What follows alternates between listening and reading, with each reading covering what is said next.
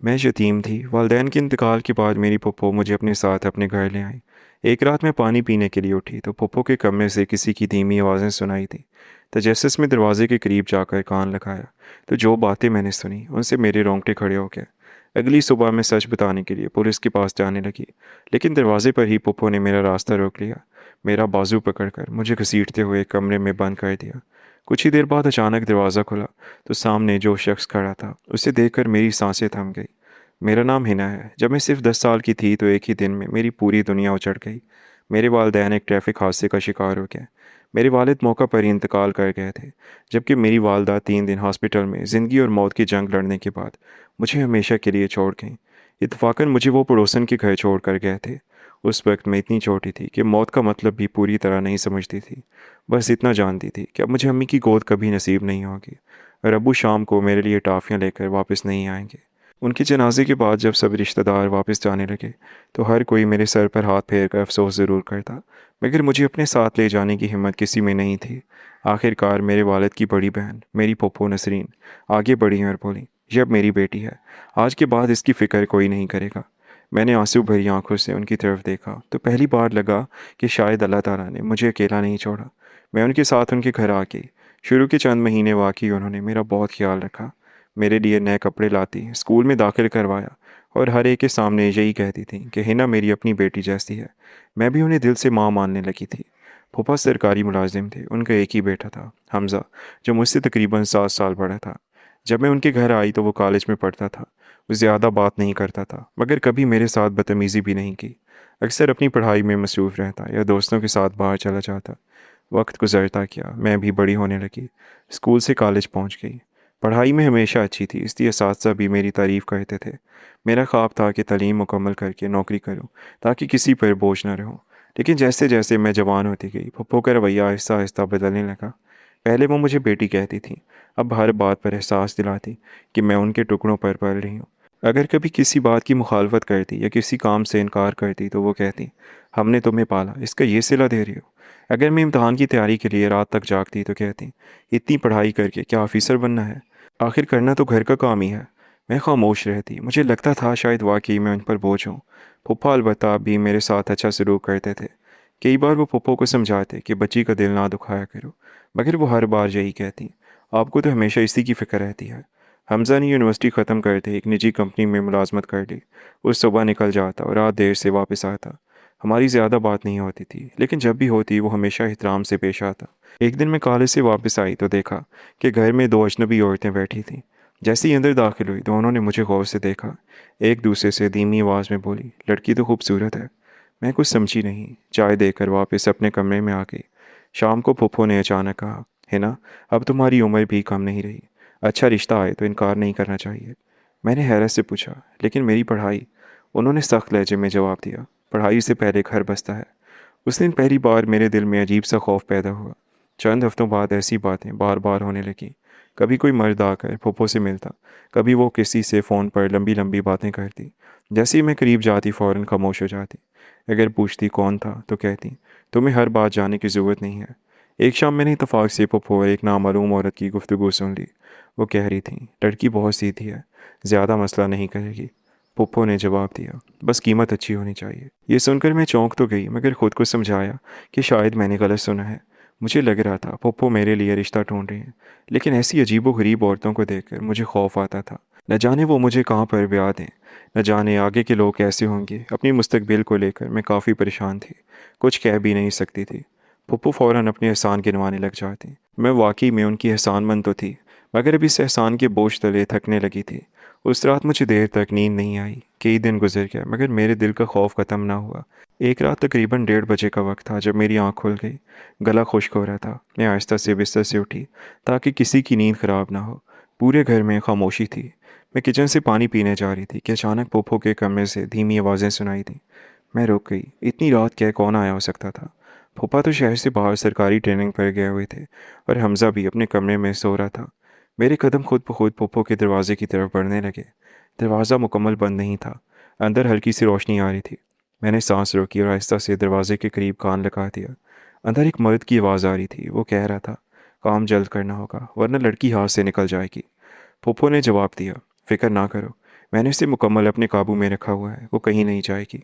मर्द ने फिर कहा, रकम का आधा हिस्सा पहले मिल चुका है, बाकी उस वक्त मिलेगा जब लड़की हमारे हवाले हो जाएगी।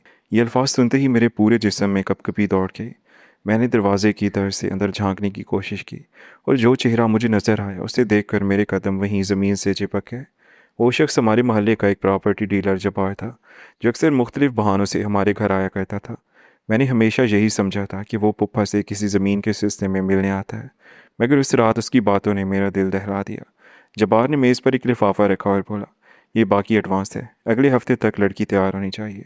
जिस आदमी ने उसे पसंद किया है वो ज़्यादा इंतज़ार नहीं करेगा। फूफो ने लिफाफा उठाकर अलमारी में रख दिया और बोली, तुम फिक्र ना करो, मैं उसे यही बताऊंगी कि एक बहुत अच्छा रिश्ता आया है, निकाह होते ही सब कुछ ख़त्म हो जाएगा। जब्बार हंसकर बोला, निकाह सिर्फ दिखाने के लिए होगा, इसके बाद उसे दूसरे शहर ले जाया जाएगा, फिर किसी को कभी कुछ मालूम नहीं होगा। मेरे हाथ पांव ठंडे पड़ गए। अब मुझे समझ आ गया था कि चंद दिन पहले घर आने वाली औरतें मुझे देखने क्यों आई थीं। वो रिश्ता देखने नहीं बल्कि मेरा सौदा करने आई थी। मैं वो मुश्किल अपने कमरे तक पहुंची। पूरी रात मेरी आंख न लगी। सुबह होते ही मैंने फैसला कर लिया कि अब खामोश रहना अपनी मौत को दावत देने के बराबर होगा। मैंने जल्दी से अपने चंद कपड़े बैग में रखे, अपना आईडी कार्ड उठाया और किसी को बताए बगैर घर से निकलने लगी। मेरा इरादा सीधा पुलिस स्टेशन जाने का था। मैंने जैसे ही मरकज़ी दरवाज़ा खोला, सामने पोपो खड़ी थी। उनके चेहरे पर पहली बार वो मस्तूई मोहब्बत नहीं थी, बल्कि सख्त गुस्सा था। उन्होंने मेरा बाजू जोर से पकड़ लिया। कहाँ जा रही हो? मैं घबरा गई मगर खुद को संभालते हुए बोली, कॉलेज जा रही हूँ। उन्होंने मेरा बैग खींचकर ज़मीन पर फेंक दिया। बैग खुल गया और कपड़े बाहर बिखर गए। उन्होंने मेरी आंखों में देखते हुए कहा, रात को जो कुछ सुना है इसके बाद भी झूठ बोल रही हो। मेरी सांस जैसे रुक गई। मैं समझ गई कि वो जान चुकी हैं। मैंने पूरी ताकत से अपना बाजू छुड़ाने की कोशिश की, मगर वो मुझे घसीटती हुई घर के पिछले हिस्से में मौजूद एक पुराने स्टोर रूम तक ले गई। दरवाज़ा खुला, मुझे अंदर धक्का दिया और बाहर से कुंडी लगा दी। मैं मुसलसल दरवाज़ा पीटती रही, चीखती रही, मगर किसी ने दरवाज़ा नहीं खोला। कई घंटे गुजर गए, शाम होने लगी। अचानक बाहर कदमों की आवाज़ें आईं। किसी ने कुंडी खोली। दरवाज़ा आहिस्ता आहिस्ता खुला। मैंने खौफ से सर उठाया। दरवाजे पर जो शख्स खड़ा था, उसे देखते ही मेरी सांसें थम गईं। वो हमज़ा था, मगर उसके चेहरे पर घबराहट थी, गुस्सा नहीं। उसने फ़ौरन अपने होठों पर उंगली रखकर आहिस्ता से कहा, है ना, एक लफ्ज़ भी मत बोलना। मैं तुम्हें यहाँ से निकालने आया हूँ, लेकिन हमारे पास वक्त बहुत कम है। हमज़ा ने आहिस्ता से दरवाज़ा बंद किया और मेरे करीब आकर बोला, घबराओ मत हिना, मैं सब कुछ जान चुका हूँ। चंद दिन पहले मैंने अम्मी और जब्बार की सारी बातें सुन ली थी। मैंने उनकी गुफ्तगू अपने मोबाइल में भी महफूज कर लिया। मैं तुम्हें कुछ नहीं होने दूंगा। मेरी आंखों में आंसू आ गया। मैंने पहली बार खुद को तन्हा महसूस नहीं किया। हम दोनों जैसे ही बाहर निकलने लगे, फूफो सामने आ गई। उन्होंने गुस्से से हमज़ा को देखा और बोली, तुमने इसे बाहर क्यों निकाला? मैंने इसे सज़ा दी थी, आज इसने मेरे साथ बहुत बदतमीज़ी की है। फूफो हमज़ा के सामने हकीकत बयान नहीं करना चाहती थी। हमज़ा ने मजबूत लहजे में कहा, मैं जानता हूँ आप इसके साथ क्या करने वाली हैं और क्यों इसे कैद किया है। मैं एक बेगुनाह लड़की की ज़िंदगी पर बात नहीं होने दूंगा। आप अभी इसी वक्त जबार के सारे पैसे वापस करें। पप्पू ने गुस्से से कहा, वो रकम मैं खर्च कर चुकी हूँ, अब वापस नहीं हो सकती। हमज़ा ने कहा, अगर आपके पास पैसे नहीं हैं तो मैं अपनी जमा पूंजी दे दूंगा, मगर हिना का सौदा कभी भी नहीं होने दूंगा। इतने में फूफा भी बाहर आ गया। वो सरकारी ट्रेनिंग से वक्त से पहले वापस आ गए थे। घर का माहौल देखकर उन्होंने वजह पूछी तो हमज़ा ने मोबाइल में मौजूद पूरी रिकॉर्डिंग उन्हें सुना दी। रिकॉर्डिंग सुनते ही फूफा के कदम लड़खड़ा गया। उन्होंने नसीन की तरफ देखा और कहा, मुझे यकीन नहीं आ रहा कि तुम इतना गिर सकती हो। तुमने इस यतीम बच्ची के साथ ये सोच भी कैसे ली? फूफो शर्मिंदगी से सर झुकाकर खामोश खड़ी रहीं। हमज़ा अपने कमरे में गया, अपनी कई साल की जमा की हुई रकम निकाली और बोला, ये रकम जबार को वापस करके आज ही ये मामला ख़त्म करता हूँ। फिर वो सीधा जबार के दफ्तर पहुँच गया। जबार उसे देखकर मुस्कराया और बोला, लड़की लाए हो? हमज़ा ने मेज़ पर रकम फेंक दी और कहा, ये तुम्हारे सारे पैसे हैं, गिन लो। और आज के बाद मेरे घर में या हिना के आसपास भी नज़र आए तो याद रखना, मेरे पास तुम्हारी हर बात की रिकॉर्डिंग मौजूद है। एक मिनट भी नहीं लगाऊंगा तुम्हें पुलिस के हवाले करने में। जबार का रंग जर्द पड़ गया। उसने घबरा कर कहा, मुझे माफ़ कर दो, आइंदा कभी तुम लोगों की तरफ नहीं आऊँगा। हमज़ा ने सख्त नज़रों से उसे देखा और कहा, अगर दोबारा कभी किसी बेसहारा लड़की की तरफ बुरी नज़र उठाए तो इस बार सिर्फ धमकी नहीं मिलेगी, सीधा जेल जाओगे। जबार खामोशी से सर झुकाकर बैठ गया और हमज़ा वहाँ से वापस आ गया। घर पहुंचकर उसने अपनी माँ से कहा, आज के बाद हिना इस घर पर बोझ नहीं है।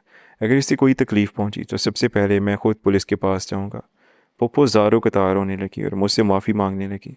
मैंने खामोशी से कहा, मैंने आपको हमेशा माँ समझा था, लेकिन आपने मुझे बेटी नहीं समझा। मेरी जगह अगर आपकी सगी बेटी होती तभी आप इसका सौदा करती। मेरी बात सुनकर पप्पो शर्मिंदा हो गई, क्योंकि अब उनका शौहर और बेटा उनकी हकीकत जान गए थे और दोनों मेरे साथ खड़े थे। फूफा ने आगे बढ़कर मेरा सर सहलाया और बोले, बेटी आज से तुम खुद को अकेला मत समझना। फिर हमज़ा मेरी तरफ देखकर बोला, एक बात मैंने आज तक किसी से नहीं कही। मैं हिना को कई सालों से पसंद करता हूँ, मगर कभी इजहार नहीं किया, क्योंकि मैं चाहता था वो अपनी मर्ज़ी से ज़िंदगी का फ़ैसला करे, ना कि हमारे एहसान चुकाने का सोच कर मुझसे शादी करे। और मेरी तरफ देख कर कहने लगा, अगर तुम्हें मुझ पर भरोसा है ना, तो मैं तुमसे निकाह करना चाहता हूँ। मैं वादा करता हूँ कि तुम्हें हमेशा इज़्ज़त, मोहब्बत और तहफ़्फ़ुज़ दूंगा। मेरी आंखों से बेख्तियार आंसू बहने लगे। मैंने कहा, जिस इंसान ने मेरे लिए अपनी माँ तक के सामने सच का साथ दिया, इससे बेहतर हमसफ़र मुझे कभी नहीं मिल सकता। चंद हफ्तों बाद ख़ानदान के चंद करीबी लोगों की मौजूदगी में हमारा सादगी से निकाह हो गया। उस दिन मुझे पहली बार महसूस हुआ कि अल्लाह ताला कभी किसी का सहारा हमेशा के लिए नहीं छीनता। वो आजमाइश के बाद ऐसे लोग भेज देता है जो टूटे हुए दिलों को फिर से जीना सिखा देते हैं। अगर आपको कहानी अच्छी लगी हो तो वीडियो को लाइक और चैनल को सब्सक्राइब करें और इसे अपने दोस्तों के साथ शेयर ज़रूर करें। आपसे मुलाकात होगी किसी और दिलचस्प कहानी के साथ। तब तक के लिए अपना ख्याल रखिएगा। अल्लाह हाफ़िज़।